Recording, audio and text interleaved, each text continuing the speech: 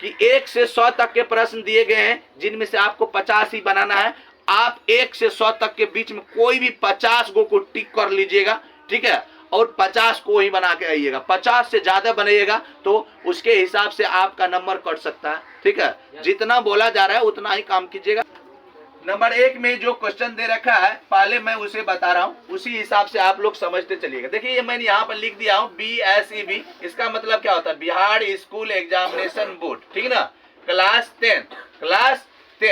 SSE का मतलब हुआ सेकेंडरी स्कूल एग्जामिनेशन, ठीक है। शॉर्ट में मैं लिख दिया 2025 में जो एग्जाम हुआ है, मैं उसका पहला क्वेश्चन को, और ये आपका सेट, देखिए आपका यहाँ पर बताया जा रहा है कि प्रश्न पुस्तिका set, question booklet set code आपका जी है, ठीक है।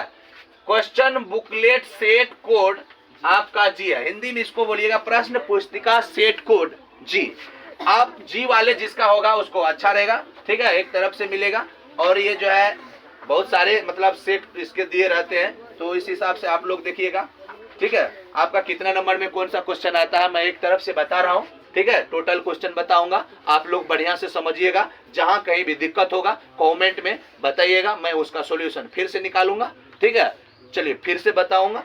चलिए तो क्वेश्चन नंबर 1 बताया जा रहा है, लिखते चलिएगा सभी बच्चे तो अच्छा रहेगा, ठीक ना, सीखते जाइएगा, क्योंकि आप लोग क्लास 10 का अब न्यू स्टूडेंट है, ठीक है। पढ़िए समझिए बढ़िया से। दो गोलों के, लिखिएगा, दो गोलों के आयतनों, काय गोलों के आयतनों रे बउआ? 2 गोलों का आयतन। चलिए बढ़िया समझ में आ रहा है तुम लोग को। 2 गोलों के आयतनों का अनुपात, 2 गोलों के आयतनों का अनुपात, 2 गोलों के आयतनों का अनुपात 64:125 है।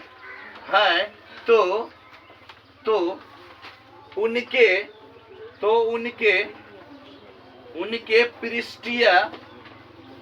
पृष्ठीय क्षेत्रफलों का अनुपात क्या होगा? पृष्ठीय क्षेत्रफलों का अनुपात क्या होगा? अनुपात क्या होगा? चलिए नंबर 1 देख लीजिए क्या दे रखा है आपका, 25:8 दे रखा है। बी नंबर में दे रखा है 25:16। 80 नंबर में दे रखा है 16:25, ठीक है। और डी नंबर में आपका दे रखा है इनमें से कोई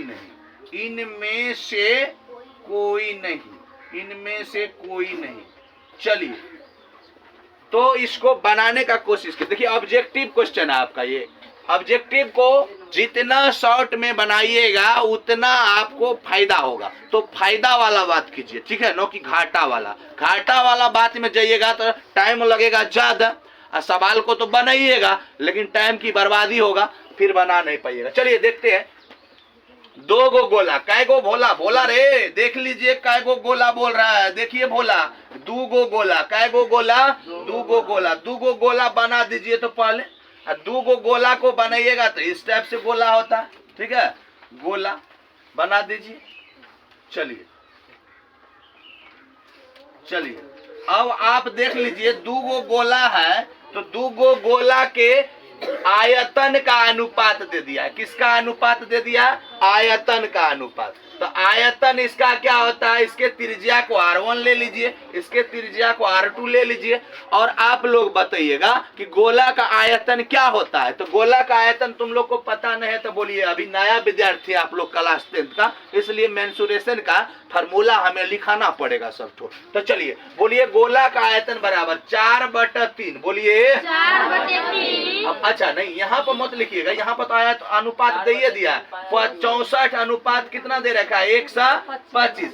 अब यहाँ पर लिखिए, बोलिए गोला का आयतन क्या होता है? बोलिए 4/3 पाई R क्यूब, अनुपात 4/3 पाई R क्यूब, ठीक ना। अब देखिए यहाँ पर R1 त्रिज्या रखे तो R1 लगा दीजिए, यहाँ पर R2 रखे तो R2 लगा दीजिए। उसके बाद 64:125 लिख दीजिए, ठीक है ना। 64:125 लिख दीजिए। देखो बाबू, ज्यादा हल्ला करेगा ना तो बस उठाएंगे छड़ी या खींचना चालू कर देंगे। चलिए इधर ने तो ध्यान दीजिए बढ़िया से। हाँ, मैं अपने क्लास के बच्चों को बता रहा हूँ, ठीक है। हाँ, समझते चलिएगा। जो वर्ग में बैठे हैं चिल्लाइए मत।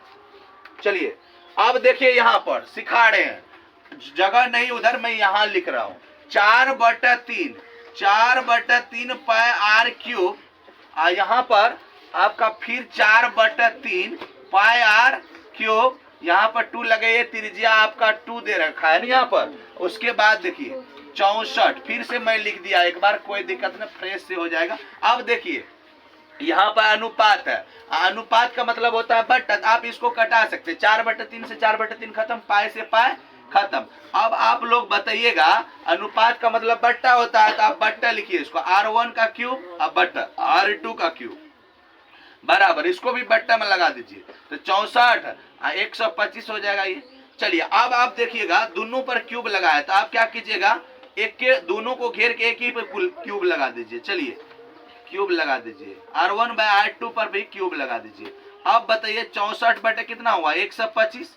अब क्यूब रूट को क्या कीजिए, हटा दीजिए, तो क्यूब क्यूब को हटा दीजिए, तो आपका इधर हो जाएगा क्यूब रूट, तो R1/R2 बराबर, इस पर लग जाएगा क्यूब रूट, तो 64 बटा हो गया 125, तो R1/R2 का जो मान होगा 64 का कितना होता है बताइए, इसमें 3, तो 3 के दोनों को अलग अलग लिख सकते हैं, 64 के क्यूब रूट, इसको 125 का लिख सकते हैं क्यूब रूट, ठीक है। अब बताइए कि इसका त्रिज्या का अनुपात निकलने वाला है, जब तक त्रिज्या का अनुपात नहीं निकाल पाइएगा तब तक आपका जो है ना, ये क्या किसका पूछा है, क्षेत्रफल का अनुपात नहीं निकल पाएगा, पृष्ठीय क्षेत्रफल का अनुपात नहीं निकल पाएगा।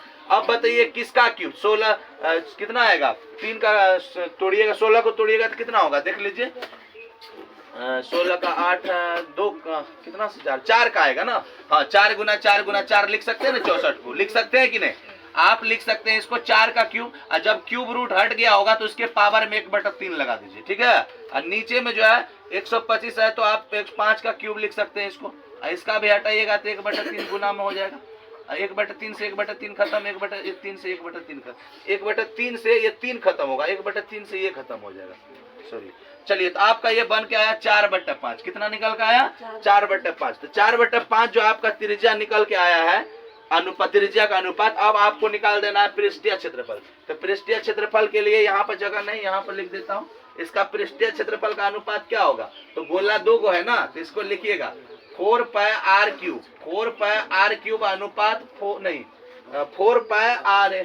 4πr² होता है इसका ना पृष्ठीय क्षेत्रफल, इसका हो जाएगा, इसका भी होगा 4πr², 4πr², तो 4πr² लगा दीजिए, लेकिन ये R1 होगा, ये R2 होगा, आपका ये 4 π से 4 π खत्म हो जाएगा, ठीक है, ये 4 π से 4 π खत्म हो जाएगा। और जो रेशियो निकाले हैं त्रिज्या का देख लीजिए कितना है, 4 पर स्क्वायर कर दीजिए, इधर 5 पर स्क्वायर कर दीजिए, तो बताइए आंसर आने वाला है ना, 4 का 16 हुआ और 5 का 25, आंसर है 16 25, आपका आंसर C नंबर होगा। तो आप लोग जो ऐसे बनाइएगा इस क्वेश्चन को, ठीक है। चलिए तो आप लोगों को ये समझ में आ गया होगा अच्छे तरीका से। अब जो है दूसरा क्वेश्चन को मैं देख रहा हूँ, ठीक है। चलिए